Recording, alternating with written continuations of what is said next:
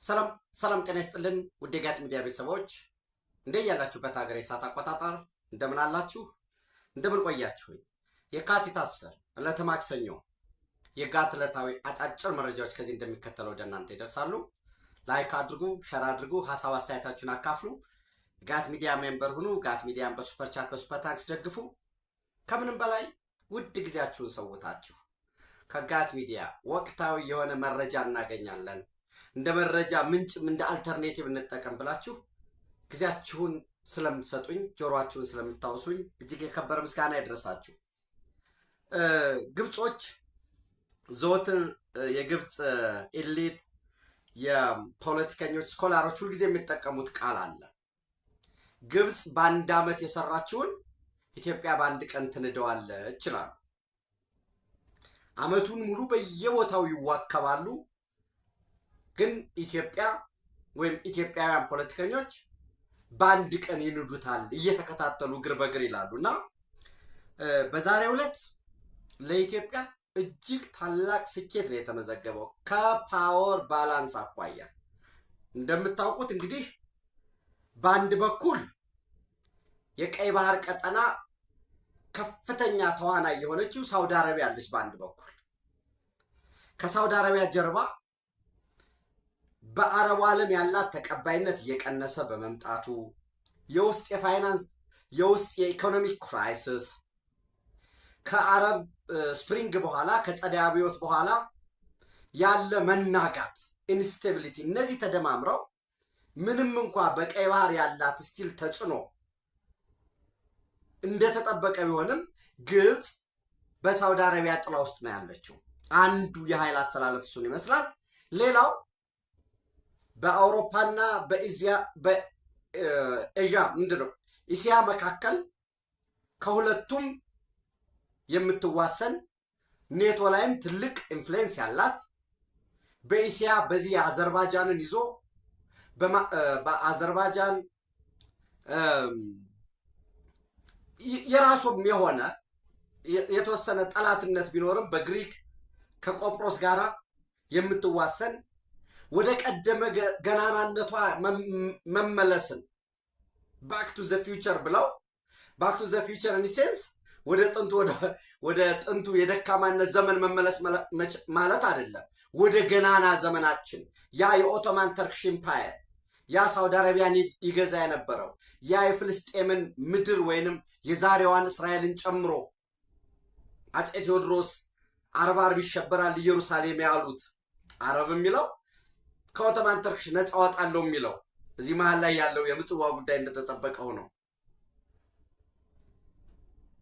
የመንን በተለይ በዋነኝነት ሰሜናዊ የመንን እዚህ ሶማሊያን ኢትዮጵያ ደግሞ ሐረር ድረስ ያለው ያ ትልቅ ግሪክን ሁሉ ያስገበረው ያንን ለመመለስ በዛ መስመር የንግድ ስርዓት ለመዘርጋት በማስታረቅ በተለይ አሁን በቅርቡ ኢትዮጵያና ሶማሊያን ዩክሬንና ራሽያን ማስታረቅም መነጋገሪያ ቦታ መሆንም እንደተመራጭ የድርድር የኔጎሽዬሽን ማዕከል የመሆን በተመሳሳይ ታሊባንና ፓኪስታንን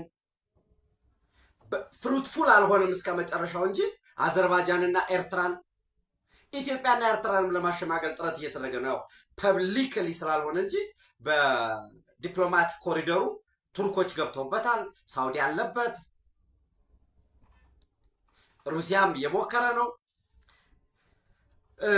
አንዳንድ የሆኑ መለሳለሶች ይመጣሉ። ግን እዚህ ደግሞ መሀል ላይ የሚጎትቱ ኃይሎች አሉ። እሱን በዝርዝር እንግዲህ በየጊዜው እያየነው ስለመጣን አዲስ ነገር የምንጨምረው ነገር ላይኖር ይችላል። በአንድ በኩል ሳውዲ አረቢያ፣ በዛ ውስጥ እንግዲህ የሳውዲ አረቢያ ጉዳይ ከኢትዮጵያ ጎን መሆኗል ማለት ሙሉ ለሙሉ ከኛ ጎን እናሰልፋለን አይደለም። በነገራችን ላይ ሁልጊዜ ማየት ያለብን በዲፕሎማሲው ዓለም በውጭ ግንኙነት ፖሊሲያችን የሆነ ሀገር እኛ ጋር እንዲመጣ 100% ማድረግም አይቻልም። የራሱ የሆነ ናሽናል ኢንተረስት ግብጽ ላይ ስላለው ሙሉ ለሙሉ ግብጽ ላይ ሄዶ አንድ ሀገር ሊወተፍ ሊሰለፍ አይችልም።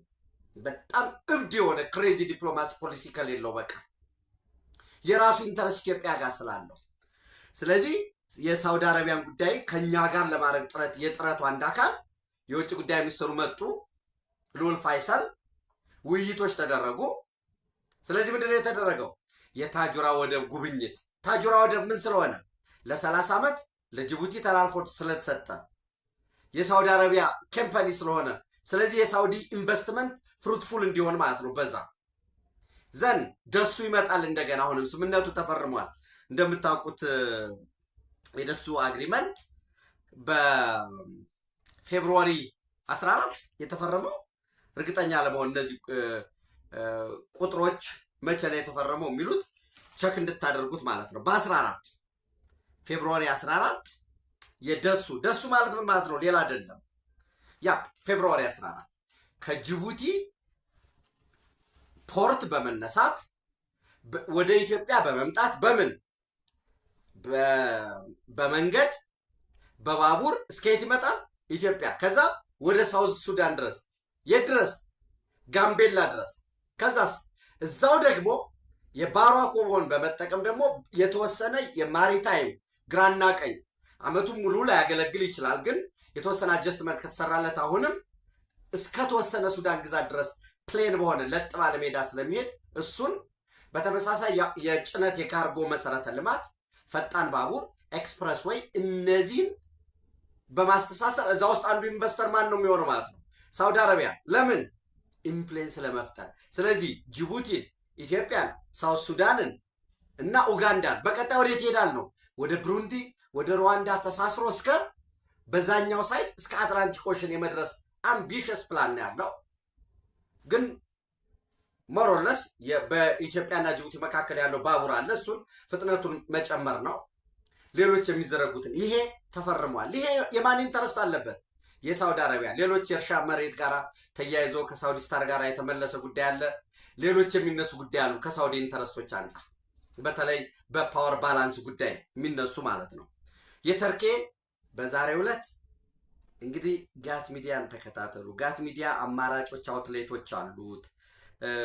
በዩቲዩብ ብቻም ሳይሆን 183,000 አካባቢ የሆነ የፌስቡክ ገጽ አለን። እሱንም እንጠቀማለን። አጫጭር ፈጣን የሆኑ መረጃዎችን በዛም አደርሳችኋለሁ። ጠዋት ምን ብያችሁ ነበር? የቱርክ ፕሬዚዳንት ሬሲፕ ጣይብ ኤርዶጋን ወደ አዲስ አበባ እያቀኑ ነው። ኦፍኮርስ በጋቱሎም አይተነዋል። በኢትዮጵያ የሰዓት አቆጣጠር 8 ሰዓት ገደማ 14 ሰዓት ነው የሚለው ያገኘሁት መረጃ ቦሌ ዓለም አቀፍ አውሮፕላን እንደሚደርሱ፣ በዛም ጠቅላይ ሚኒስትር አብይ አህመድ እጅግ ደማቅ የሆነ አቀባበል ይደረግላቸዋል ብያቸው ነበር። ስዌልደን ጠቅላይ ሚኒስትር አብይ አህመድ እጅግ ደማቅ የሆነ አቀባበል ከማድረግ ባሻገር ራሳቸው እያሽከረከሩ ወደ አድዋ ሙዚየም የሚወስዷቸው ሲሆን ፕሬዚደንት ረጅብ ጣይብ ኤርዶጋን በአዲስ አበባ ከተማ ከንቲባ መሪነት በአድዋ ጀግኖች የመታሰቢያ ሙዚየም የአበባ ጉንጉን የሚያስቀምጡ ይሆናል። ስዌልደን በነገራችን ላይ የአንድ ሀገር መሪ ዝም ብሎ ከቦሌ ዓለም አቀፍ ኤርፖርት ወርዶ ና የአበባ ጉንጉን አድዋ አስቀምጥ ስለተባለ አያስቀምጥም። እንደምታውቁት ምንድን ነው የማስቀምጥበት ትርጉሙ ምንድን ነው የሚለውን ያውቃል።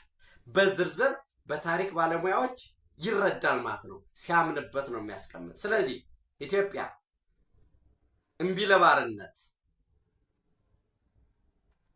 እስከ ሞት መታመን ለነጻነት የታገሉ በአፍሪካ ግንባር ቀደም የነጻነት ሀገር መሆኗን አምነው እንደ ሀገርም እንደ መሪም የአበባ ጉንጉን አስቀምጠዋል። ይሄ የት ሀገር አለ? የለም። ሰዎች ነፃ የወጡበትን ቀን ነው የሚያከብሩ፣ ከጭቆና ነፃ የወጡበትን። እኛ ኢትዮጵያውያን ግን ድል ያደረግንበትን ቀን ነው የምናከብረው። በዚህ ላይ ኤክሴል ማድረግ። ነገር ግን እንደምታውቁት የኢትዮጵያ ፈተናዎች ከሶስት ነገር ይመነጫሉ። አንደኛ በአድዋ ድል በማድረጋችን ከሩቅም ከቅርብም ሰፊ የሆነ ትርክ ተሰርቶብናል። ኢትዮጵያን እንዴት ልንበተን እንችላለን? የድል ምንጮቿ ምንድን ነበሩ? አንዳንዶች እኮ እነከሌ ሄደው አድዋ ላይ ወድቀው አልተቀበሩም ወዘተረፈ የሚሉ በቁም ዞምቢ ሆነዋል። በቁም የሚንቀሳቀሱ ሬሳ ይሆኑ ታሪክ መጻፍ ጻፍን ብለው እውነት ተናገርን ብለው ልዩነትን የዘሩ የልዩነት ምንጮች አሉ። ለምንድን ነው ሁሉ ልዩነት እንዲዘራ የሆነው? ጠላቶቻችን ድላችንን ለማራከስ አንዱ አድዋ ነው። ሁለተኛ የኢትዮጵያ የወደፊት የመነሳቷም የመውደቋም ምንጭ ቀይ ባህር ነው። ሶስተኛው ናይል አባይ ነው። እነዚህ ላይ የምናደርጋቸው ትርክት ላይ ታሪክ ላይ አድዋን እንዴት ነው ልንጠቀምበት የምንችለው? ማስተሳሰሪያ ገመዳችን ስለሆነ እንዴት እንጠቀምበት? አንዳንዱ የኛ ሰፈር ሰው ነው ድሉን ያመጣው ከሌ ነው የመራው ሲያቀራራን የኖረው ዝም ብሎ። ኢትዮጵያ በልኳ አበባ የምታስቀምጥበት ድሏን የምትዘክርበት የአድዋ ሙዚየም የቆመው የአድዋ ሙዚየም የክብራችን የልዕልናችን የአንድነታችን የድል አድራጅነት የአይበገሬነት መገለጫችን የሆነው የአድዋ ሙዚየም ተሰርቶ ነው። ከዚህ በፊትማ የጭቅጭቅ ምንጭ ነበር። አንዱ መስቀል አደባባይ ያከብራል፣ አንዱ ፒያሳ ይላል፣ አንዱ አይመለከተንም ይላል፣ አንዱ የኔ አባት ነው እንዲያደርገው፣ አንዱ ያንተ አባት ነው ወዘተረፈ ነበር የሚለው። ያ የአድዋ ድል ያመጣው ትርክት ነው። እዛ ትርክት ላይ የተመሰረተ ልዩነት ስለተሰራ ነው ዘንድ ይህንን አስቀምጠዋል። ክብርት ወይዘሮ አዳነች አቤቤ መቼስ ክብር ይገባዎታል። እናመሰግናለን። ሁልጊዜ ነው የምለው 24/7 ይሰራሉ። በዛም አድዋን ሲያከብሩ የአድዋ ሙዚየም ላይ የአበባ ጉንጉን ሲያስቀምጡ ይሄ በሌላው ዓለም የለም ብያቸዋል።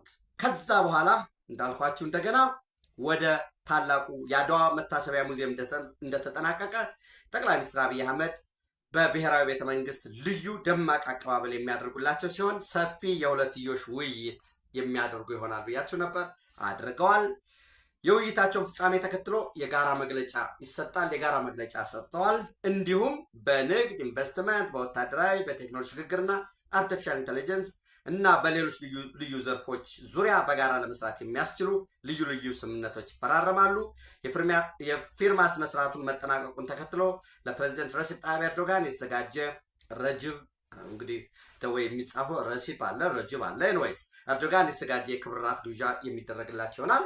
ምሽት ወደ ሀገራቸው የሚመለሱ ይሆናል። ዘንድ የትልቅ ነው። የዚህ በፓወር ባላንስ ኢትዮጵያ ለማንም የውጭ ፖሊሲዋን አሳልፋ የምትሸጥ አይደለችም። ማንም የሚከራያት አይደለችም። የነጻነት ሀገር ነች። 130 ሚሊዮን ህዝብ አላት አሉ ክቡር ጠቅላይ ሚኒስትሩ። በጠላቶቿ ሴራ ነው የጂኦግራፊ እስረኛ የሆነችው። ክቡር ፕሬዚደንት ረጂብ ጣይብ ኤርዶጋን ይህንን አካባቢ በደንብ ያውቁታል። ኢትዮጵያ በአፍሪካ ቀንድ፣ ኢትዮጵያ በቀይ ባህር ቀጠና የአስተማማኝ ሰላም ምንጭ ነች። አንከር ስቴት ነች። ይህ ህዝብ የቀይ ባህር ሲ አክሰስ ያስፈልገዋል በሰላማዊ መንገድ። በዚህ ረገድ ያለዎትን ተሰሚነት፣ ጫና፣ አቅም በሶፍት ኤንድ ሃርድ ፓወር ተጠቅመው ለኢትዮጵያ መሻት እንዲሰሩ ካደራ ጭምር አሳስባለሁ ብለዋቸዋል። ቀልድ እንዳይመስላችሁ ማለት ረጂብ ጣይብ ኤርዶጋን ይህን ቀጠና ያውቁታል። 90% እስከ 10-15 ዓመት አሁን ማርች አፕሪል ላይ ጋዝና ነዳጅ ኤክስፕሎር ማድረግ ይጀምራሉ። ኢንዲያን ኦሽን ላይ ሰፊ ቢሊየን ባረልስ አለው ሶማሊያ። ይህንን ድሪል የሚያደርገውን የሚቆፍረውን ሰላም የሚከታተል ጥበቃ የሚያደርግ ልከዋል። F-16 አሰማርተዋል። ቱርክ ሰራሽ እነዚህ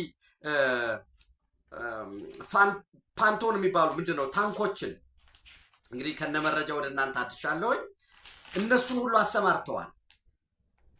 ያን ብቻም አይደለም፣ ሰፊ የሆነ የሴኩሪቲ ኢንቨስትመንት ያወጣሉ እዚህ ቀጠና ላይ ለሶማሊያ። ይሄ ሁሉም የሆነው አስተማማኝ ሰላም የሰፈነ እንደሆነ ነው።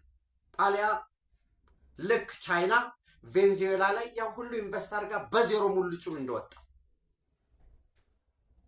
ቻይና ቬንዙዌላ ላይ የከበሩ ማዕድናት ሊቲየም ሳይቀር ኢንቨስት አድርገው ከዛ ያ እንዳይሆን ይሄ ቀጠና ወደ ጦርነት ቀጠና እንዳይሄድ ፒሪየቶች እንዳይመጡ አጥፍቶ ጠፊዎች እንዳይመጡ ጸረ ሽብር ብለው ክቡር ጠቅላይ ሚኒስትሩ የገለጹት በጸረ ሽብር ትግል ዙሪያ አብረን እንሰራለን ያሉት።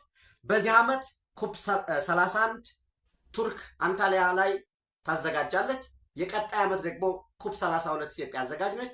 በዚህ ዓመት የኢትዮጵያ ልዑክ አብሮ በዝግጅቱ የሚሳተፉበትና ልምድ የሚቀምርበት ቱርክ ያላትን የገንዘብም የባለሙያም የልምድም ልውውጥ ኮፕ 32 ለምታዘጋጀዋ ኢትዮጵያ በ2027 ልምድም ድጋፍ በምታደርግበት ዙሪያ ተርኬ የአውሮፓና የኢሲያ ማዕከል ሆና በኢኮኖሚም በእድገትም በሰላምም እየሰራች ያለችውን እሱን የበለጠ አጠናክራ እንድትቀጥል ለአፍሪካም ለኢትዮጵያም ትክክለኛ ቦታ ትክክለኛ እድገት እንዲኖር ድጋፏን እንድታደርግ በተመሳሳይ በኢትዮጵያና በቱርክ መካከል ያለው ንግድ ልውውጥ እጅግ በጣም አነስተኛ ነው። በነገራችን ላይ ፌብሩዋሪ 4 ላይ 40 ፕሮቪዥንስ ያለው ስምምነት ግብፅና ቱርክ አድርገዋል። በዛ ስምምነታቸው ምንድን ነው የሚለው? አሁን ያለውን የንግድ መጠናችንን ከ9 ቢሊዮን ወደ 15 ቢሊዮን ዶላር በዓመት ማሳደግ ይላል። ኢማጂን ምን ያህል ግዙፍ እንደሆነ ኢኮኖሚያቸው። የንግድ ግንኙነትህ ግዙፍ ሲሆን ሊቨሬጅ ሃይ ይሆናል። አሁን የኛ ወደ 2.5 ቢሊዮን ዶላር ኢንቨስት አድርገዋል ቱርኮች ኢትዮጵያ ኢኮኖሚ ላይ። ኦልሞስት ወደ 260 አካባቢ ካምፓኒዎች አሉ። ይህንን በከፍተኛ ደረጃ ለማሳደግ የኢትዮጵያ ኢኮኖሚ 10.2% እያደገ ነው። ሊበራላይዜሽኑ አለ። የሆም ግሮውን ኢኮኖሚክ ሪፎርሙ የፈጠራቸው ሰፋፊ እድሎች አሉ። ከዚህ በፊት በኢነርጂ ላይ ኢንቨስት ማድረግ አይቻልም ነበር። ቴሌኮም ላይ ኢንቨስት ማድረግ አይቻልም ነበር። ዝግ የሆኑ በሙሉ ባንኮች ላይ እነዚህ ክፍት መሆናቸው ለውጭ ኢንቨስተሩ በማኑፋክቸሪንግ ላይ፣ ሹገር ላይ፣ ቴክስታይል ላይ ከምርት እስከ መጨረሻ ፕሮሰሲንግ ድረስ በጤና፣ በቴክኖሎጂ፣ በሮቦቲክስ፣ በሚሊተሪ ኢንዱስትሪ ኮምፕሌክስ በዚህ ዙሪያ ላይ አብረው ለመስራት በጋራ ለመስራት የቱርክ ኢንቨስተሮች በተለይ በውጭ ቀጥተኛ ኢንቨስትመንት ፎሪን ዳይሬክት ኢንቨስትመንት ላይ ለመሰማራት በቱሪዝምም በጣም ከፍተኛ ነው የቱርክ የቱሪዝም ሴክተር በኢኮኖሚ ውስጥ ያለው ድርሻ። በዚህም አብሮ ለመስራት ስምምነት ላይ ተደርሷል ማለት ነው። በነገራችን ላይ የተባበሩት መንግስታት ድርጅት የቱሪዝም እድገት ማሳያ ዩኤን ቱሪዝም ባሮሜትር የኢትዮጵያ የቱሪዝም ዘርፍ እጅግ ፈጣን የሆነ እድገት አፍሪካ ውስጥ ባሉ አፍሪካ እንደ ጥቅል የአፍሪካ እድገት አይ ቲንክ 7% አካባቢ ነው የሚለው 8% ጥቅል የአፍሪካ የቱሪዝም እድገት። በተናጠል የሀገራትን ሲሰራ ግን ኢትዮጵያ እጅግ በጣም ፈጣን የሆነ የኮንፈረንስ ቱሪዝም፣ የስፖርት ቱሪዝም፣ የሄልዝ ቱሪዝም፣ የአገር ውስጥ ቱሪዝምን ጨምሮ 15% እድገት እያሳየ ነው ያለው እና አንዳንድ ገልቶች ሪዞርቶች የሚሰሩት ምናምን ለዚህ ነው ምናምን ኤኒዌይስ የእነሱን አሁን ጤናቸው እስኪመለስና በአመክንዮ ላይ እስኪሰማሩ ድረስ የእነሱን መውሰድ አንደኛ እነሱንም ያን ያህል ከአቅማቸው በታች እንደሆኑ አድርገን እንዳንቆጥራቸው ይረዳናል። ያው ህመም ነው። ሰው ሲታመም የሚያሳየው ከስሌት ወጥቶ ወደ ስሜት ስለገቡ የሚታዩ ነገሮች ናቸው እና ሰፊ የሆነ ለውጥ በዚህ ዙሪያም ለማስመዝገብ ስምምነቶች ተደርሰዋል። እንዳልኳችሁ እነዚህ የንግድ ስምምነታችን ቢያንስ 1 ቢሊዮን ዶላር ማድረስ ነው የሚለው።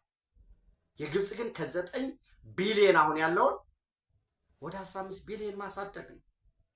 ይህንን እኛ 1 ቢሊዮን አሁን አድርገን እንዴት አድርገን ነው ቀጣይ በ2027 2 ቢሊዮን በ2028 3 ቢሊዮን ምን ላይ እንስራ? የቱርክ ኢንቨስተሮች በተለይ ማኑፋክቸሪንግ ላይ፣ ቴክኖሎጂ ላይ፣ ዲጂታላይዜሽን ላይ የሚሰሩት ኢትዮጵያን እንደ ሀብ ተጠቅመው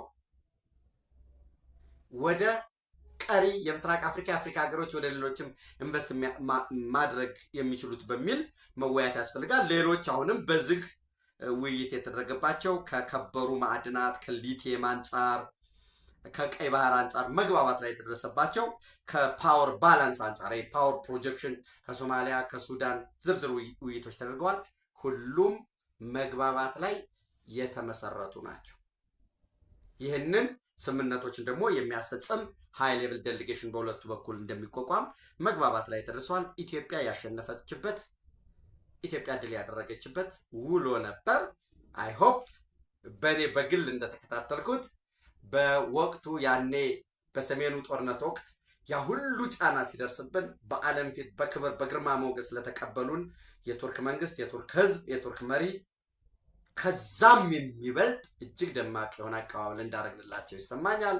የቡና ሴርሞኒው፣ ሌሎች ማብራሪያ የተሰጣቸው ስጦታዎችም እነዚህ ይኖራሉ ማለት ነው። እኔ ለኢትዮጵያውያን በሙሉ እንኳን ደስ አላችሁ እንኳን ደስ አለን ማለት እፈልጋለሁ። ከዛ ባለፈው ወደ ቀጠናው ስንሄድ ምናልባት በነገራችን ላይ በዋይት ናይል ዙሪያ ግብፅና ኬንያ ስምምነት አድርገዋል፣ ውይይት አድርገዋል። ታትስ ራይት። ነገር ግን መርሳት የሌለብን ዋይት ናይል የሚባለው በናይል ውስጥ ያለው ኮንትሪቢሽን አናሳ ነው። ስለዚህ ለዛ ለናይል $100 ሚሊዮን ለዛ ለዋይት ናይል $100 ሚሊዮን መድበናል በሚል ታንዛኒያ ላይ የሆነ ሚሊዮን የመመደብ፣ ኬንያ ላይ የሆነ ሚሊዮን የመመደብ፣ ደቡብ ሱዳንና ኡጋንዳን የሚያሳስሩ እነዚህ በእኛ ሀገር ላይ በዞን ደረጃ የሚሰሩ በጨራታ ለፓስቶሪያሊስቶች የሚሆኑ የመስኖ ለንጹህ መጠጥ ውሃ የሚሆን ይህ ዲቫይድ ኤንድ ሩል የሆነ የጥንት በቀይ ግዛት ዘመን የሚጠቀሙበትን አይነት ከዛ ባለፈው ደግሞ ለ1902 ለ1929 ለ1959 ስምምነት ተገዢዎች ናቸው እነዚህ አካባቢ ያሉት። ዞሮ ግን ዴር ኢንተርናል ኢሹ ነው። እኛ ጉዳያችን በቀይ ባህር ጉዳይ መቼም የትም በምንም ሁኔታ ለመነጋገር ዝግጁ ነን። ግልጹኛ ልንገራቸው፣ አሁን የኢትዮጵያ መንግስት የያዘውን አቋም ግብፃውያን ፍላጎት ካላቸው ከህዳሴ ግድብ በታች ግድብ መገንባት ይችላሉ። የኢትዮጵያ መንግስት በዓለም አቀፍ ህግና ስርዓት ስምምነት መሰረት ኢነርጂ ሊገዛቸው ይችላል። የለም ከህዳሴ ግድብ በታች አይመቸንም ካሉ ከህዳሴ ግድቡ በላይ ውሃ መሙላት ይችላሉ። ስለዚህ ያንን ውሃ ሞልተው ግብፅ ጋር ድርቅ አጋጠመን በሚሉበት ጊዜ እኛ ኃይል እንገዛቸዋለን። ኃይል መልቀቅ ነው። ያን ማድረግ ይችላሉ። ሌሎችን በጋራ የምንሰራበት አለ። ወደዚህ ስምምነት ወደዚህ አብሮ የመልማት አብሮ የማደግ ውሳኔ የምንገባው ግን በተናጠል አይደለም። ግማሽ ላሽተን ግማሽ አጎፍረን አይሆንም። በሁለቱ ውሃዎች ላይ እንወያይ። ዘላቂ ሰላም የሚያመጣ እሱ ነው። ለቱርክ ፕሬዝደንትም ለሌሎችም የተነገራቸው እሱ ነው። በነገራችን ላይ የእንግሊዝ የውጭ ጉዳይ ሚኒስተር ዳረን ዊልች ሶሪ የውጭ ጉዳይ ሚኒስተር አልኳችሁ፣ የእንግሊዝ አምባሳደር በኢትዮጵያ የዩናይትድ ኪንግደም አምባሳደር በኢትዮጵያ ዳረን ዊልች የአፍሪካ ቀንድ ሰላም፣ ዘላቂ ልማትና እድገት ያለ ኢትዮጵያ ተሳትፎ በፍጹም የማይታሰብ ነው ብለዋል። እና ኢትዮጵያ በሰላማዊ መንገድ ሰጥቶ በመቀበል መርህ ዓለም አቀፍ ሕግን በመከተል የቀይ ባህር ባለቤት ለመሆን የምታደርገውን ጥረት እንግሊዝ ትደግፋለች፣ ሌሎችም መደገፍ አለባቸው ብለዋል። ምናልባት ኢንተረስት ያላችሁ ፐልስ ኦፍ አፍሪካ ላይ ኢንተርቪያቸውን ሙሉውን ቆይታቸውን ብታዳምጡት ደስ ይለኛል። ኢትዮጵያ እያለች አለችው መስፋፋት አልፈልግም፣ የመስፋፋት ፖሊሲ የለንም፣ በጉልበት ማንንም ወረን አናቅም፣ ዛሬም የመውረር ፍላጎት የለንም፣ ሆፕፉሊ ነገም ፍላጎት የለንም። ታሪካችን የሚያሳየን ይሄ ነው። ነገር ግን ሌሎች ሀገራት በተለይ ኤርትራ አሁን ለምሳሌ ዛሬ ተጨባጭ ልንገራቸው የምታረጋግጡት የጭላ በዚህ ሰቆጣ ጋር አርሚ 26 በቦታው አለ። አንድ የኤርትራ ክፍለ ጦር የጭላ ሱር ኮንስትራክሽን ካምፕ ነው ያለው። ዛሬ ላይ እዛ ሱር ኮንስትራክሽን ካምፕ የጭላ ከተማ አቅራቢያ የአርሚ 26 ከፍተኛ አመራሮች፣ አንድ የሻቢያ ወታደራዊና ደህንነት አባላት የመጡት፣ ሁለት የአማራ ፋኖ ብሔራዊ ንቅናቄ በዛ አካባቢ ያለው የሚንቀሳቀሰው የነምሬ ወዳጁ፣ ሶስት እና የአገው ዲሞክራሲያዊ ንቅናቄ ስብሰባ ላይ ነው ያሉት። ዛሬ አሁንም ቸክ ማድረግ ትችላላችሁ። ስቲል ይህን ቀረጻ ለማድረግ ቀረጻው እየተካሄደ ያለው ምናልባት እናንተ ጋር ሲደርስ 1 ሰዓት ተኩል ምናምን ሊሆን 2 ሰዓት ሊሆን ይችላል። ቀረጻውን 11 ተኩል ነው እያደረግኩ ያለሁት። ደውዬ ጠይቄያለሁ። አሁንም ስብሰባ ላይ ናቸው። በተመሳሳይ እንግዲህ ነገ የካቲት 11 ሰልፍ በትግራይ ክልል እንደሚካሄድ ነው ያለኝ መረጃ። ይሄ ማጣራት የበለጠ እዛ ያላችሁ ምናልባት በትግራይ ያላችሁ ትግራይ ጋር ሙሉ የስልክ ኮኔክሽን ያላችሁ ወዳጆቼ ወንድሞቼ እንድታጣሩ ትፈልጋለሁ። ነገ ሰልፍ ይደረጋል ትግራይ ውስጥ። በዛ ሰልፍ አፈሳ ሊኖር ይችላል የሚል መረጃዎች አሉ። የትግራይ ጊዜያዊ አስተዳደር ያው ተጠልፏል። ታደሰ ወረደም ከስልጣን ወርዷል፣ ነግሬያቸዋለሁ። በኮማንድ በስትራቴጂክ አመራር የሚሉት በኮማንድ ፖስት እሱ ተነስቷል። ከዚህ በፊት ምክትል ነበረ። ነገር ግን ከህዋት 3 ዶክተር ደብረጽዮን ገብረ ሚካኤል ሊቀመንበር የሆነ ማለት ነው።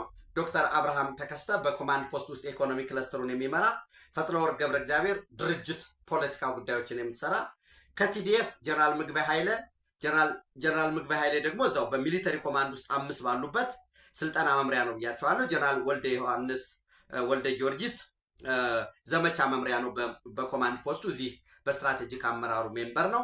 ጀነራል ኃይለ ስላሴ ግርማይ ወይ ዲ እምበይተይ በዚህ አባል ነው። በሚሊተሪ ኮማንድ ፖስት ውስጥ ደግሞ የሰራዊት መሪ ነው። ዘን ከጊዜያዊ አስተዳደሩ ጀነራል ታደሰ ወረደ ምክትል ሰብሳቢ ነበር የነበረው። አስቀድሞ እንደምታውቁት የትግራይ ክልል የጸጥታ ኃይሎችን ፖሊስን፣ ሚሊሻን፣ ቲዲኤፍን ወዘተረፈ ሰብሳቢ ነበር። ከዛም አብረውታል። በተመሳሳይ አሁን ደግሞ ጀነራል ታደሰ ወረደ፣ አቶ አማኑኤል አሰፋ፣ ጀነራል ፍስሐ ኪዳኑ የትግራይ ጸጥታ ቢሮ ኃላፊ የነበረው ማለት ነው። ታደሰ ወረደ ወርዷል። ኦፊሻሊ ወርዳል ከስልጣን የሚባል ነገር ደብዳቤ አልተሰጠውም። እሱ ልክ ጦርነት ቃታ ያሳቡ ጊዜ የቁም እስረኛ ሊያደርጉት ይችላሉ ወይም ሊያበሩት ይችላሉ። አረ ነው ዳትስ ዴር ዲሲዥን። በተለይ ስልክ ደውሎ የለሁበትም አለ። እንደምታውቁት የማውቀው ነገር የለም እኔ የለሁበትም አለ። በኋላ ደግሞ መግለጫው ላይ ተመለሱ ብያቸው ወዘተረፈ የሚል መዋለል የታደሰ ወረደን መንገድ ከሊደርሺፕ 101 ፕሪንሲፕል አንጻር ባየው ደስ ይለኛል። እንደዛ አስባለሁ። እስቲ እንደዛ እናደርጋለን። ኤኒዌይስ ሶ በጥቅሉ ሻዕቢያ የሀገር ውስጥ ታጣቂዎችን የኢትዮጵያ ሉዓላዊ ድንበር ጥሶ ገብቷል አይደለም የጭላለቁ አዲያ ወታታ ላላይ ተንቤን ሙሉ በሙሉ ትግራይ ነው እንዳትሉ ያለው የት ነው? ኢትዮጵያ ውስጥ ነው ያለው። እና ጊዜያዊ አስተዳደሩ ተጠልፎ አሁን ታደሰ ወረደ የሚባልም ቀርቶ ወርዶ መግለጫ አውጥቷል። በመግለጫው ምን ይላል? በጣም የሚያዝናና ነው። ከእንግዲህ ይላል የትግራይ ህዝብ ጭቆናና ግፍ ፈጽሞ እንደማይቀበል ማረጋገጥ እንፈልጋለን። ጊዜያዊ አስተዳደሩ እንግዲህ የህዋት አይደለም እኮ ከህዋትም አለበት። እውነት ነው 90% ነው። ግን ሌሎች ተፎካካሪዎች አሉ። ጊዜያዊ አስተዳደሩ ተጠሪነቱ ለማን ነው? ለፌዴራል መንግስቱ፣ ለጠቅላይ ሚኒስትሩ። በምን አግባብ ነው የተቋቋመ? በፕሪቶሪያ ስምምነት አግባብ። እሱን ሁሉ ረስቶ እየዋለለ ከላይ ጌታቸው ረዳ ያለ መስሎታል። ዋናው እሱ እንደሆነ ያውቅ። በህግ ፊት ባይጠየቅ በታሪክ ፊት ይጠየቃል እኮ። እና ኦፍኮርስ ወርዷል ብያቸዋለሁ። ታደሰ ግን የለሁበትም አይደል። ምን ይላል? ብሔራዊ አንድነት የራስን እድል በራስ የመወሰን መብትን ለማረጋገጥ ነው። እንግዲህ መሪ ቃሉ የራስን እድል በራስ የመወሰን መብትን ማረጋገጥ በ1983 ተረጋግጧል። አንቀጽ 39 ያለ ህገ መንግስቱ እያለ ሲደሰኩር የኖረ ድርጅት የራስን እድል በራስ ማረጋገጥ እስከ መገንጠል ለህዋት የሚሰራ መቼ ነው? 4 ኪሎ ቁጭ ብሎ ሞሰቡን ይዞ ራሱ እየበላ ሌሎች ተረፍራፊ በፓትሮል ሲስተም ማደል ሲጀምር ነው። ከዛ ውጭ ያለው ግን ለባርነት ነው። ለ50 60 ሰዎች ለሆኑ ለስብሐት ነጋ ቤተሰቦችና ከዛ ለተጋቡት መጠረጃው ስለደረሰ ማለት ነው። ዝሮ 51ኛ ዓመቱን አስመልክቶ ዛሬ መግለጫ ወጥቷል። ምን ይላል? ባለፉት 5 ዓመታት የትግራይ ህዝብ የታገለለት ሰላምና በትግሉ የገነባው ፌዴራላዊ ስርዓት አደጋ ላይ ወድቋል ይላል። የትግራይ ህዝብ የትግራይን ግዛታዊ አንድነት ለማረጋገጥ የለም እኮ ግዛታዊ አንድነት የሚባል የለም። እንደምታውቁት የአስተዳደር ወሰን ነው ያለው። የታጠቁ ኃይሎችን ከትግራይ ለማስወጣት ወልቃይት ጠገዴ ሰቲት ሁመራ ያለው ማለት ነው። ተፈናቃዮች ደህንነታቸው ተጠብቆ ወደ ቀያቸው እንዲመለሱ ለማስቻል እንዲሁም የግጭት ማቆም ስምምነቱ ሙሉ በሙሉና ሊረጋገጥ በሚችል መልኩ እንዲተገበር እንታገላልናል። ወደ ተኩስ እንገባለን። ያው የሚጽፈው ሰለሞን ዶክተር ሰለሞን የሚባለው ሊሆን ይችላል ነው። እሱ ነው የሚጽፈው። ለነገር ዶክተር ሰለሞን እንግሊዘኛው እንዲጽፍ ነው ያመጡት ወደፊት። ይህንን ሌሎች የሚጽፉታል ወይስ የሚጽፈው ማን እንደሆነ ማወቅ ያን ያህል ከባድ አይደለም። እና የፕሪቶሪያ ስምምነት ተጥሷል ብሏል። ወደ ውጊያ እንገባለን ብሏል። ያለውን 10 ክፍለ ጦር 3 መካናይዝድ አምጥቷል። ሻዕቢያ በየአካባቢው ጥይት እየረጨ ነው። በፓርቲ በመንግስታዊ መዋቅር ያለውን ጥገኛውን ሰብስቧል። አዳዲስ ትርክት ሊፈጥር ይሞክራል። የትም ወታደራዊ ትምህርት ቤት ሂዶ የማያውቅ አንዲት ገጽ ወታደራዊ ዶክመንት ያላነበበ ሁሉ ይተነትናል ነው ተንታኙ ብዙ ነው። እኔ እንኳን ይህንን ላለመድፈር ነው የምሞክረው። ኤኒዌይስ የምናየው ይሆናል ማለት ነው። ወደ ጎረቤት ሶማሊያ ስንመጣ ምንድን ነው ኤኒዌይስ ኢትዮጵያ የመስፋፋት ፍላጎት የላትም፣ በጉልበት የመያዝ ፍላጎት የላትም ማለት የግዛት አንድነትና ሉዓላዊነቷ ተጥሶ አቤት እያለች ነው ለሚመለከተው አካል፣ ለቱርክ ፕሬዝዳንት፣ ለሁሉም ተነግሯቸዋል። አቤት እያለ ነው። በዓለም አቀፍ ፊት ውጡ ብለን ደብዳቤ ጽፈናል። ውጣ ብለህ ግን ጠርጋህ አስወጥተህ ትመለሳለህ ማለት አይደለም። አሰብን እንዛለን፣ በፈርዞን እንዛለን። ያኔ መች ይመጣል? በፈርዞን ስንዝ እንደ ጎላን ሀይት ሲመጣ እንደ ጎላን ኮረብታ አስተማማኝ ሆነ ፈርመህ ምን ስትል የረገጥነውን ሁሉ ወደኛ እናመጣለን። አስመራ ላይ የሚቀመጡ ሰዎች ይኖራሉ። እሱን ደግሞ ሌሎች ዲቴሉ ቅድም የሚሊተሪ ሳይንስ ትሬኒንግ አነባለሁ በነገራችን እና ግን ማንበብ ደግሞ ውጊያ ደግሞ ያኔ ነው ግራውንድ ሪያሊቲ ነው የሚወስነው። ሶ የሶማሊያ እንግዲህ ከዩናይትድ አረብ ኤሚሬት ጋር በነበራት ስምምነት ዩናይትድ አረብ ኤሚሬት ወሳኝ የሴኪሪቲ ፓርትነሯ ነበረች። በተለይ ለጸጥታ ለዳናብ የሚባለው ፎርስ፣ ለሚሊተሪው፣ ለኢንተለጀንሱ እና ይህን ሞቃዲሾንና አካባቢዋን ለሚጠብቀው ኃይል ደሞዝ፣ ጥቅማጥቅም፣ ፖኬት መኒ የሚሰጡ ዩናይትድ አረብ ኤሚሬት ነበረች። ዘንድ ይሄ ሁለትዮሽ ግንኙነት መቋረጡን ተከትሎ የገንዘብ ድጋፍ መቆሙን የሶማሊያ ውጭ ጉዳይ ሚኒስትር አብዲሰላም አብዲ አሊ መግለጫ ሰጥተዋል። ምናልባት የበለጠ ማንበብ ከፈለጋችሁ በዛሬው ዕለት ጋርዌ ኦንላይን በ17 ጋርዌ ኦንላይን ብላችሁ ብትገቡ ሶማሊያ ሳይስ ዩኤኢ ሃልት ሴኩሪቲ ሰፖርት አፍተር አግሪመንትስ ስክራፕድ፣ ይሄ የሁለትዮሽ ስምምነቱ ከተቋረጠ በኋላ ድጋፏን አቁማለች ብለው የሰጡታል አብዲሰላም አብዲ አሊ ማለት ነው። ድጋፉ በአብዛኛው ፎከስ ያደረገ የነበረው ወታደራዊና የደህንነት ተቋማትን ነበር የሚደግፈው፣ የሚሊተሪ ሴኩሪቲ ሲቹዌሽን ይላል። ይህንን ክፍተት ለመሙላት ሶማሊያ አማራጭ እየፈለገች ነው። ሳውዲ አረቢያ ጋር እያማተረች ነው። ግብፅ ይህንን በገንዘብ ደረጃ ልደግፍ አትችልም። የራሱም የሆነ ሊሚቴሽን አለበት። ሊሚቴሽን አለበት ማለት ግን ናሽናል ኢንተረስቴን ለማስከበር ሶማሊያ ይረዳኛል ካል ከየትም አምጥተህ ትመድባለህ። ኳታርን እንደ አማራጭ የተወሰደበት ሁኔታ አለ። በተመሳሳይ ሶማሌ ጋርዲያን ዛሬ ይዞት በወጣው ጽሁፍ በትናንትናው ዕለት የሶማሊያ ፕሬዝዳንት የሶማሊያ ፌዴራል መንግስት ፕሬዝዳንት ሐሰን ሼክ መሐመድ ለኳታር ኤሚር ታሚም ቢን ሐሚድ አልታኒ እንደደወሉላቸው አንድ ትልቅ ግዙፍ ካርጎ የሚሊተሪ ካርጎ ወታደራዊ ትጥቆችን እንዳራገፈ ከዚህ ቀደም የወጡ ዘገባዎች አሉ። ከዛም ባለፈ ደግሞ ካሽ የሚያስፈልገውን ዩናይትድ አረብ ኤሚሬት በወጣችበት ክፍተት ለመግባት የትልቅ ስምምነቶች ድርድሮች እየተካሄዱ እንደሆነ ሐሰን ሼክ መሐመድ እየተደረገላቸው ላለው ስምምነት ምስጋናቸውን እንደገለጹ ቪላ ሶማሊያ ይዞ ወጥቷል።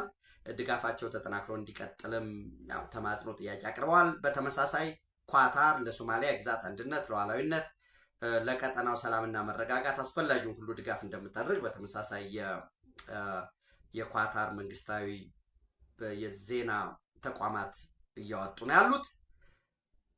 ሌላው እንግዲህ ተጠባቂው በጉጉት እየተጠበቀ ያለው የአሜሪካ ከመሃል እስራኤል አለ ኢራን ድርድር ነው። አሜሪካ በወሳኝነት ኢራን ኒውክሌር እንዳይኖራት ትፈልጋለች። እስራኤል ደግሞ በምንም የኒውክሌር ጦር እንዳይኖራት ነው የምትፈልገው አሜሪካ። እስራኤል ደግሞ ምንም አይነት ኒውክሌር እንዳታበለጽግ፣ ሙሉ ለሙሉ ማበልጸጊያዎቿን እንድትዘጋ እንድታወድም፣ መውደሙ መዘጋቱም በዓለም አቀፉ የአቶሚክ ኤነርጂ በኩል ቁጥጥር እንዲደረግበት፣ አሁን ኢራን በእጇ ላይ አለ ተብሎ የሚታሰበው እጅግ የበለጸገ በቀላሉ ወደ ኒውክሌር ዋርሄድ ሊያድግ የሚችል እስከ 400 ኪሎ ግራም የሚገመት ሩሲያ ለመቀበል ዝግጁ ነኝ ኢራኖች ፍላጎት ካላቸው ዲስፖዝ ማድረግ ከፈለጉ የሚል በተደጋጋሚ እዚህ ለእናንተ ማድርሻለሁ። እሱ እንዲወገድ ትፈልጋለች። የአይሲቢኤም ኢንተርኮንቲኔንታል ባላስቲክ ሚሳይል ዲስታንሱ ርቀቱ ሊሚት እንዲሆን ፍላጎት አለ። ነገር ግን በኢራን በኩል በሚሊተሪ ካፓቢሊቲያችን ሚሳይልን ጨምሮ ድርድር ውስጥ የለም የሚል ተነስቷል። እንግዲህ ሁለት ነው የሚመጣው። ዶናልድ ትራምፕ ለድርድር እድል እንስጥ ዝጋ እናድርግ የሚል አቋም አላቸው እስካሁን። ስቲቭ ዊትኮፍ እና ጃርድ ኩሽነር ደግሞ ለፕሬዝደንቱ ከኢራን ጋራ የድርድር ውጤት ላይ እንደርሳለን ብለን አንጠብቅም። የኢራን ታሪክ የሚያሳየው ይሄ ነው ብለው መናገራቸውን ጋዜጣ የተለያዩ መረጃ ምንጮች እያወጡ ነው። ያው አክሲዮስ ያየሁትን ማለት ነው። ልክ እንደ ሌሎች ዝም ብለን በስማ በለው ቡና ስኒ ዘቅዝቀን እንዳይመስል ብዬ ነው። ቤንጃሚን ኔታንያሁ በበኩላቸው ለዶናልድ ትራምፕ ዋሽንግተን በነበሩበት ዘመን ከኢራን ጋር ስምምነት መድረስ ከባድ ነው፣ ስምምነት ቢደረስም ኢራን ካላት ባህሪ አንጻር ለመተግበር ከባድ ነው የሚል ሀሳብ እንደሰጡ ማርኮ ሩቢዮንም ሰምታችኋል። ኖ እኛ ከኢራን ጋር ድርድር ሰላም ላይ እንደርሳለን የሚል ነገር የለንም፣ ነገር ግን ኔጌቲቭ መሆን አልፈልግም፣ ጀጅመንት ይቅርብኝ፣ እድል እንስጥ በሚል ያስቀመጡት ሁኔታ አለ። እነዚህ ተደማምረው በወሳኝነት በመካከለኛው ምስራቅ ያለውን የፖለቲካ ኢኮኖሚ የኃይል አስተላለፍ የሚወስን እንግዲህ ከስዊዘርላንድ ጄኔቭ እየተጠበቀ ነው ያለው። እነዚህ እና ሌሎች ደግሞ ዝርዝር መረጃዎች ያለን ማስረጃ ያጣንላቸው ጉዳዮችን ወደ እናንተ የምናደርስ ይሆናል። ኢትዮጵያ በክብር ለዘላለም ትኖር። ታንኪዩ